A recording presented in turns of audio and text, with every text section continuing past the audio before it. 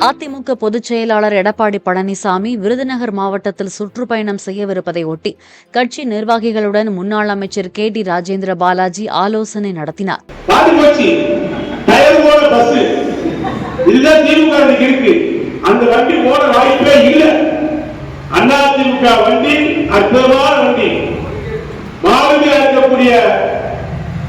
அண்ணன் எடப்பாடியார் தெளிவா வழிபட்டு வராது.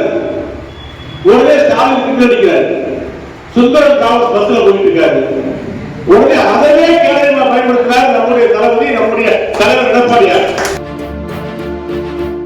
பிளே ஸ்டோர் மற்றும் ஆப் ஸ்டோரில் இருந்து பாலிமர் செயலியை QR கோடு மூலம் பதிவிறக்கம் செய்யுங்கள். செய்திகளை உடனுக்குடன் பெறுங்கள்.